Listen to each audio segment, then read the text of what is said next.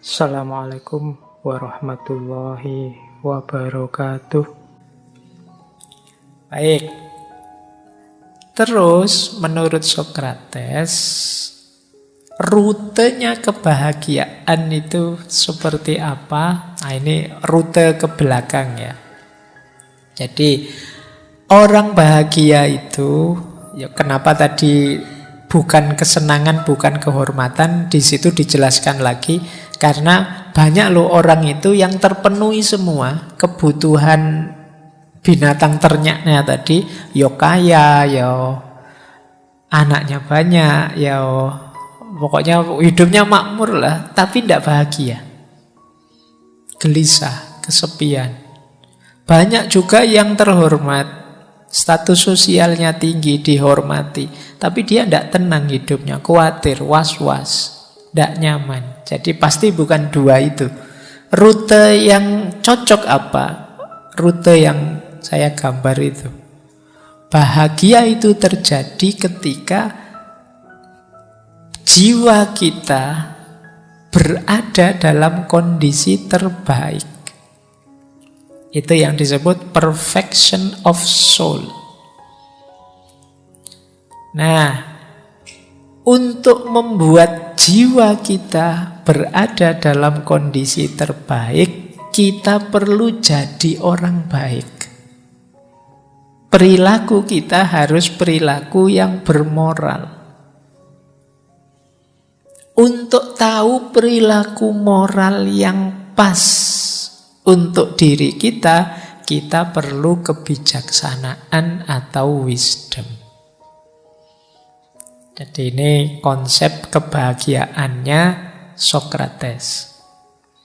Diawali dari perfection of souls, kemudian perfection of soul ini adalah buah dari kebajikan moral, dan kebajikan moral itu kuncinya wisdom. Wisdom itu sumbernya adalah pengetahuan.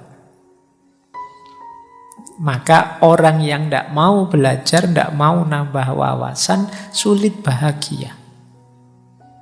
Kenapa yo?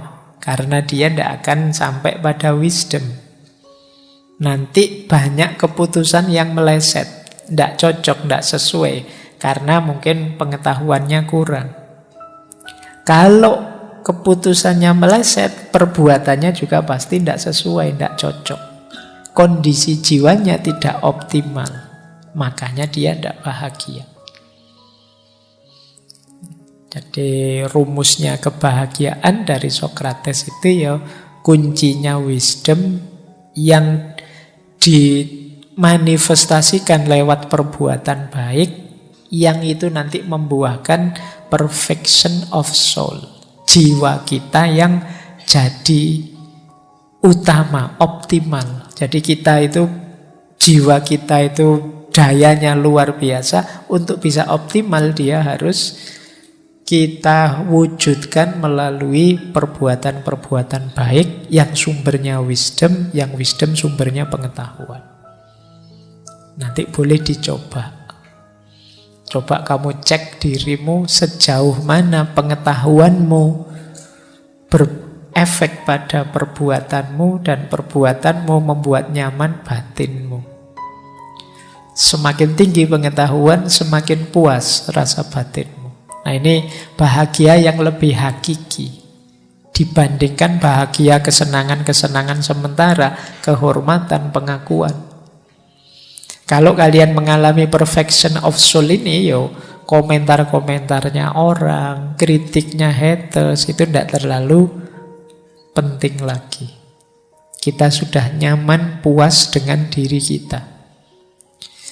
Kenapa kok kita sering gelisah? Itu karena biasanya kita belum puas dengan diri kita, maka kita mencari keluar kemana-mana. Akhirnya hanya gelisah. Makanya kan kadang banyak cerita-cerita ini orangnya terkenal, kaya raya, sering main film, banyak main drama, kok tiba-tiba bunuh diri misalnya. Itu dia gelisah. Dalam dirinya tidak mengalami tadi perfection of soul.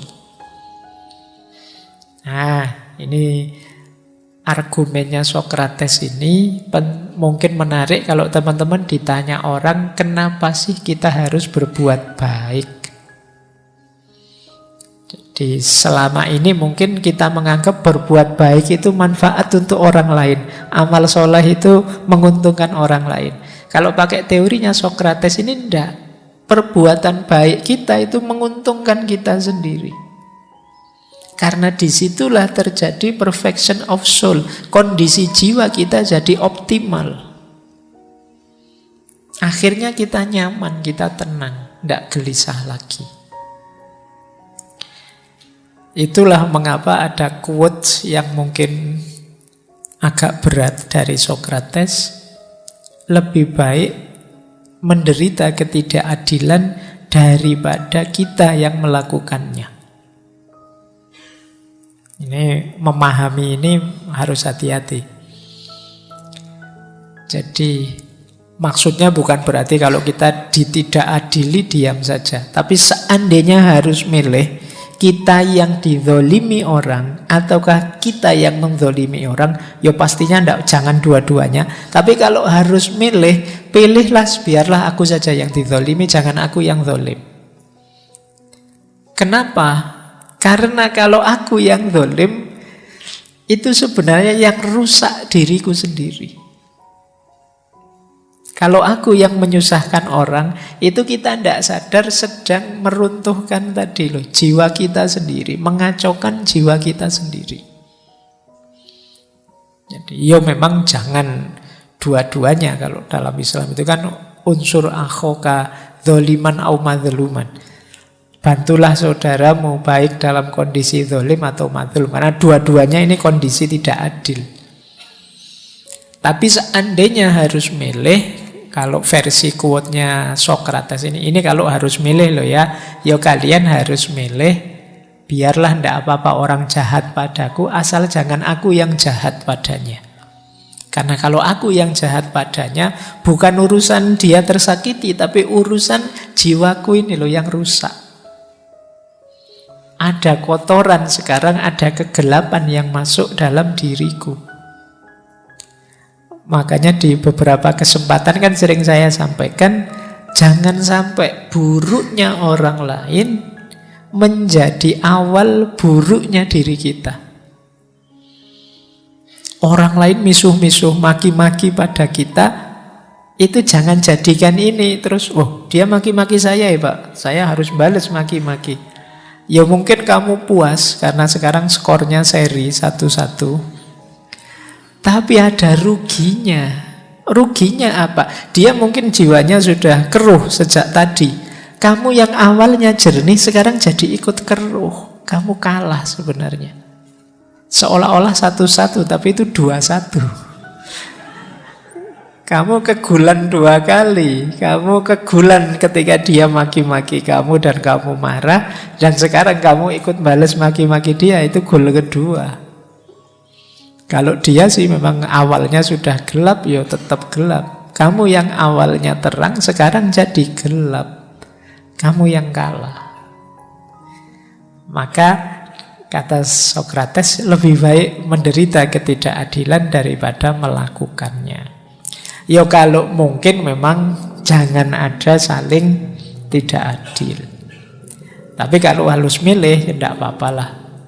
Daripada saya ikut kotor karena menzolimi orang, biarlah orang menzolimi aku. Ini dengan argumen ini semoga teman-teman bisa menangkap maksudnya. Karena kadang-kadang kalau di medsos itu kan menangkapnya, wah itu tidak boleh, tidak adil itu. Ya, cuma ini konteksnya pilihan. Kalau harus milih antara ditidakadili atau mentidakadili, ya mending kamu milih ditidakadili. Pertimbangannya apa? Jiwamu yang harus sehat. Oke, untuk malam hari ini saya cukupkan sekian dulu. Mohon maaf kalau ada yang kurang berkenan, mungkin 1-2 kekurangan apa, mohon dimaklumi. Kalau ada kekhilafan, kealpaan yang teman-teman ngerti benernya seperti apa, ya silahkan disampaikan. Kurang lebihnya mohon maaf. Wallahul muwaffiq. Wallahu a'lam bishawab. Wassalamualaikum warahmatullahi wabarakatuh.